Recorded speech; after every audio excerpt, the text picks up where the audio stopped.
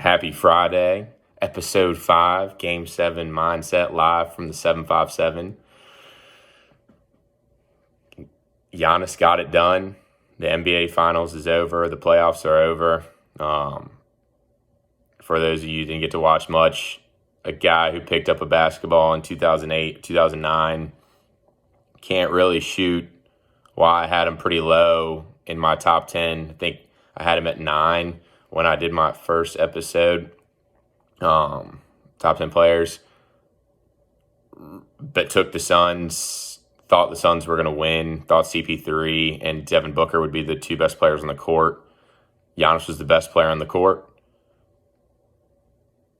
He is an awesome character. He is why I love athletes in regards to his effort.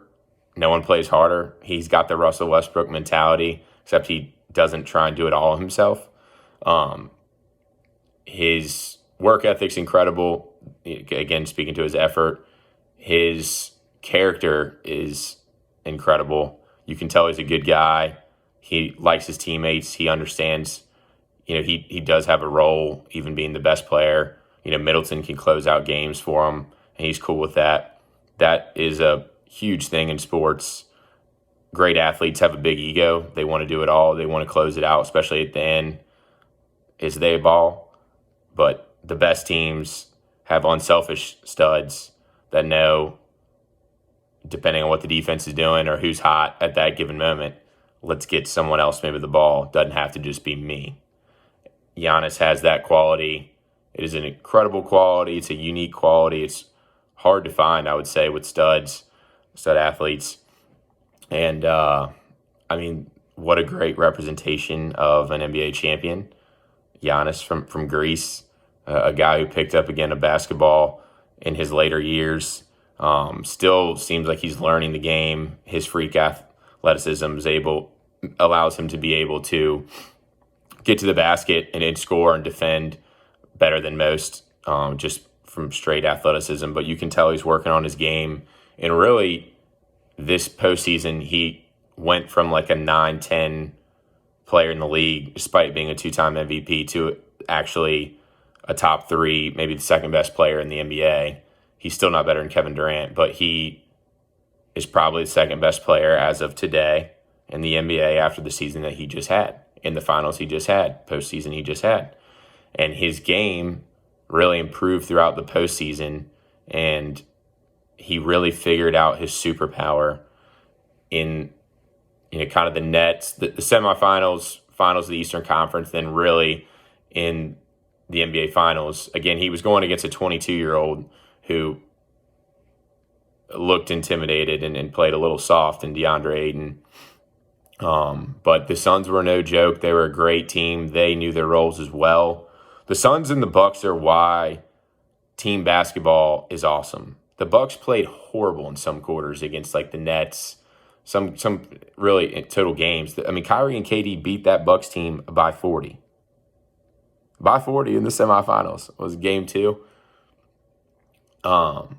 Just wild that team ended up winning the NBA Finals. But you see PJ Tucker, Brooke Lopez, Bobby Portis, Drew Holiday, Middleton, Giannis.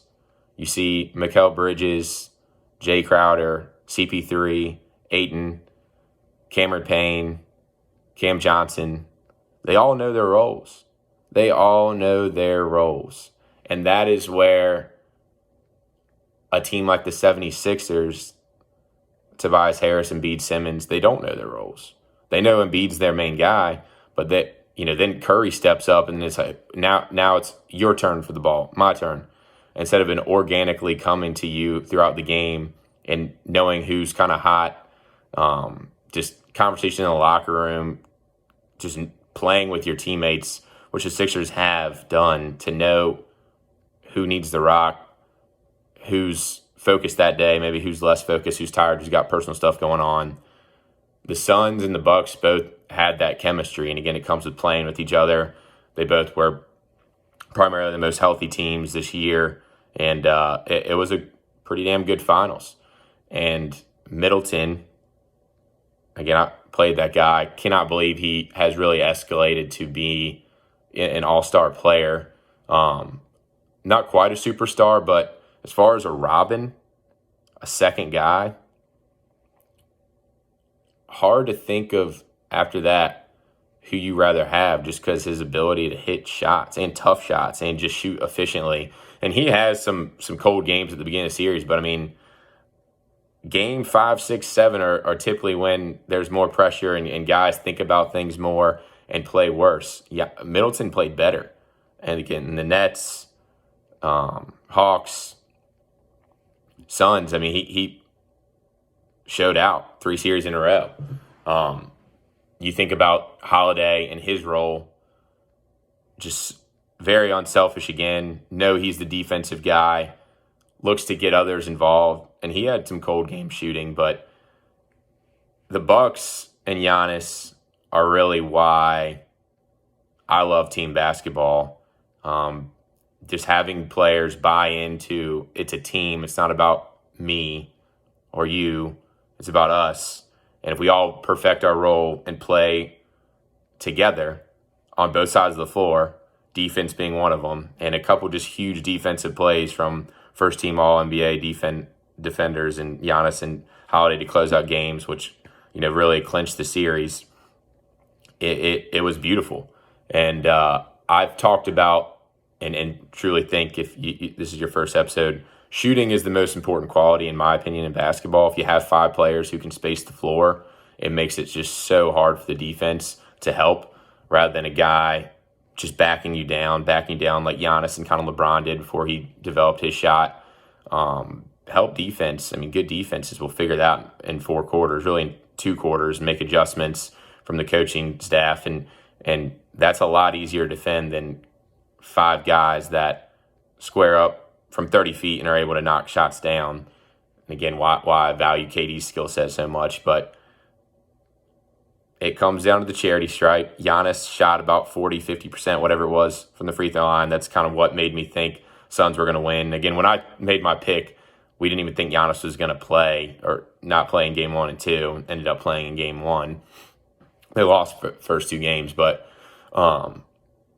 Giannis went 17 and 19 from the charity stripe in game 6. That was really the difference, on top of his very aggressive, efficient, just incredibly well-played game.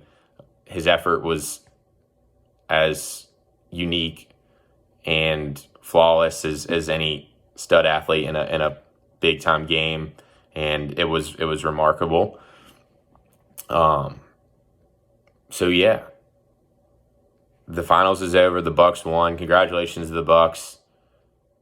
Want to talk about the top 10 players, like I said I would, for this season. And when I went through this list, it's such an interesting list, and I know it'll fire up some people.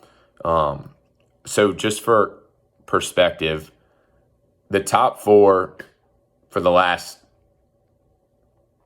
5-6 years, I've had KD at 1, Bron at 2.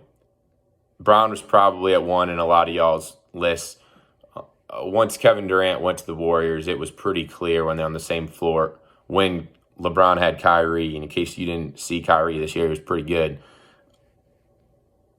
I got KD at 1, Bron at 2. Again, they're kind of interchangeable. They are the top 2 in tier-wise.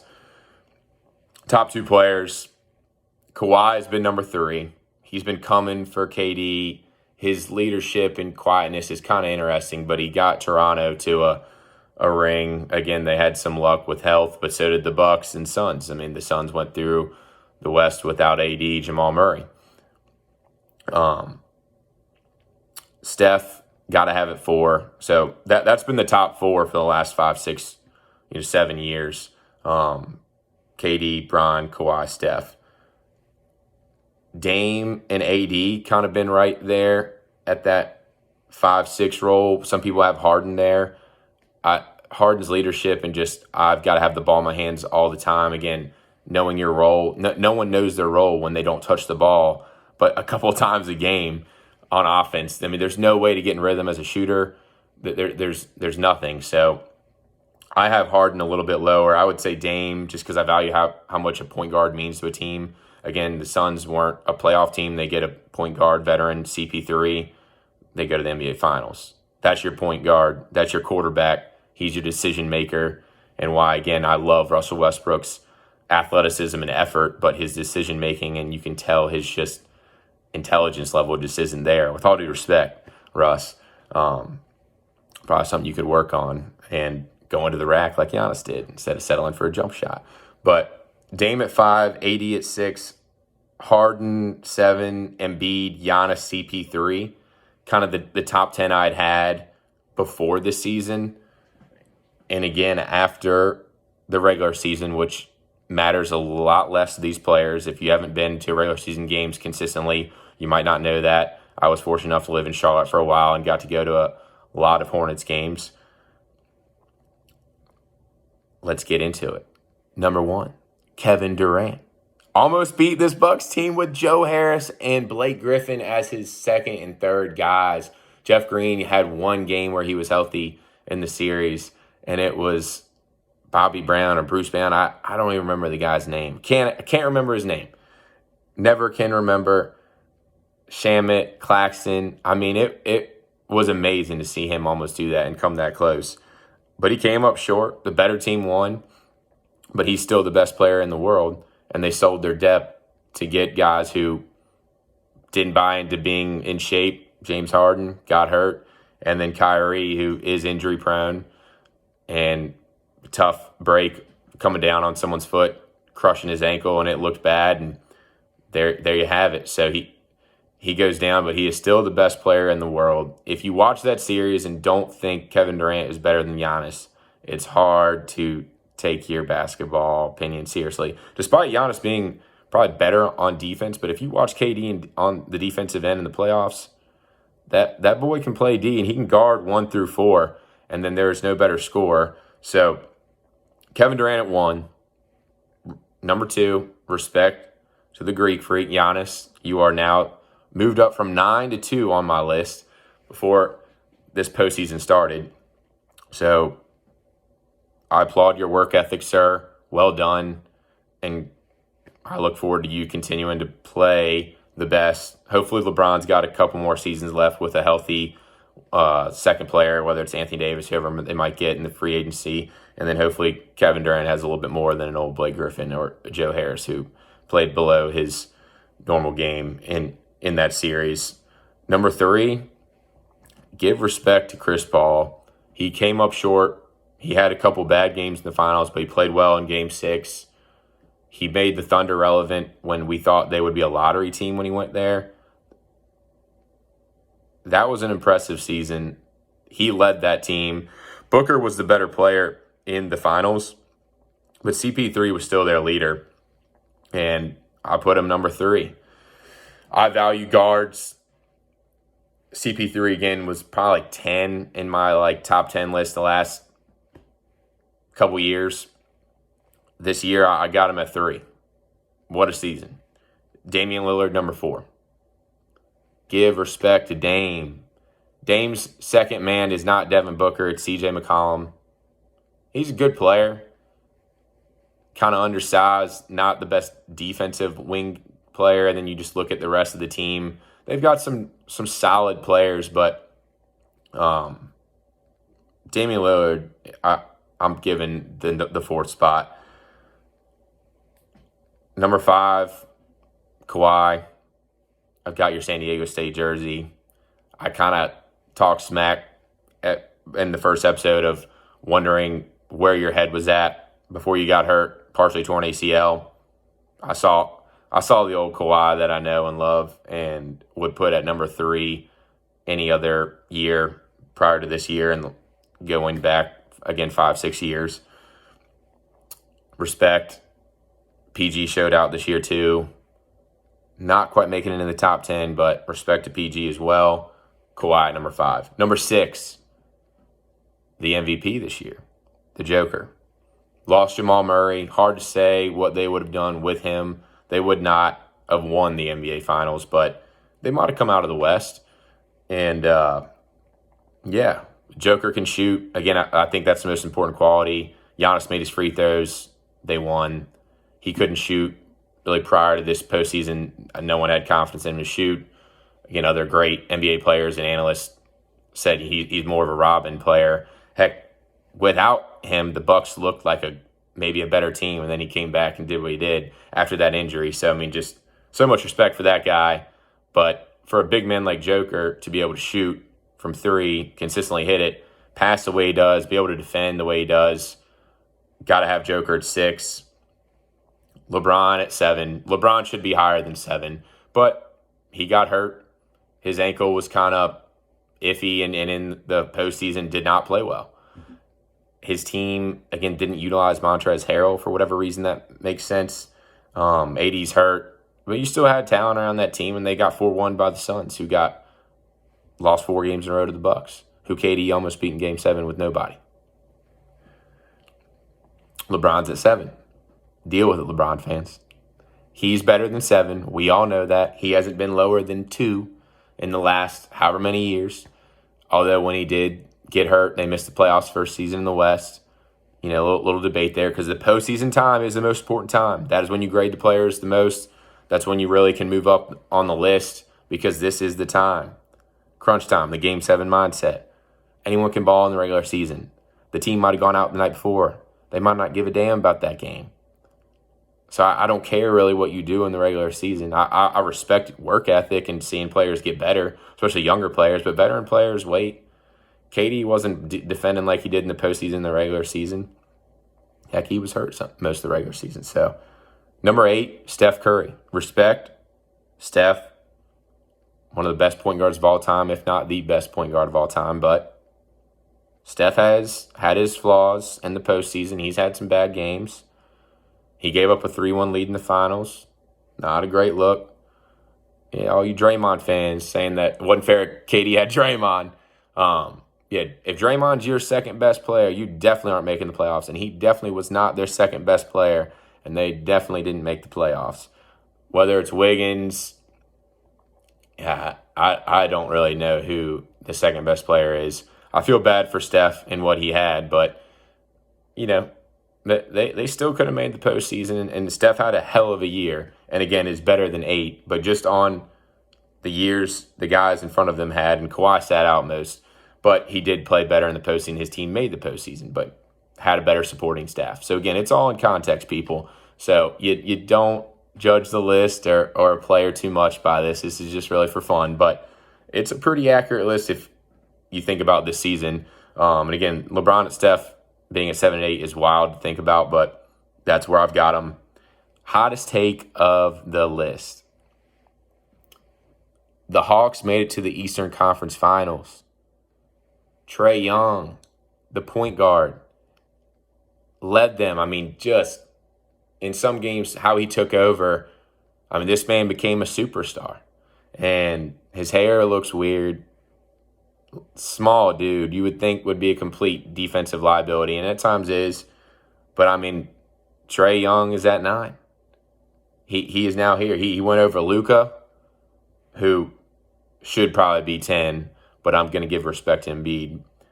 Tatum and Booker all have great reasons to be in that conversation, as well as PG and Donovan Mitchell. So, again, I mean, you're really picking after Steph here between Trae, Embiid, Luka, Tatum, Booker, Paul George, Donovan Mitchell. You're just pulling hairs at this point. But I've got Trae at 9, Joel Embiid 10. Joel, again, it's hard for a big man to lead a team. Anthony Davis, I've always had ahead of Embiid.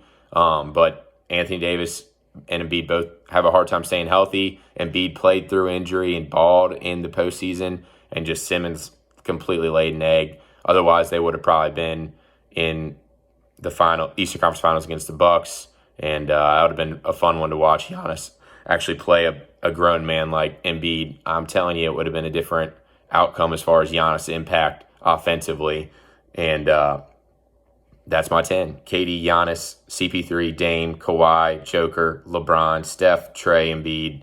2020-2021 season is over. We got the Olympics starting on Sunday. KD and company, KD and Dame We've got Booker, Middleton, and Holiday coming in. Hopefully that helps. No reps as far as chemistry to include them before going in the first game. So we lost Beal. Look, Zach LaVine's out, who's become a good player, and it's going to be an interesting road here for USA. So we'll keep up to date as the Olympics goes on. And the last thing I have for you is when you think about KD on the Thunder team with Russ, and you think about Giannis on this Bucks team with Middleton, who would you pick as your Robin? Middleton or Russ? Y'all have a good one. God bless.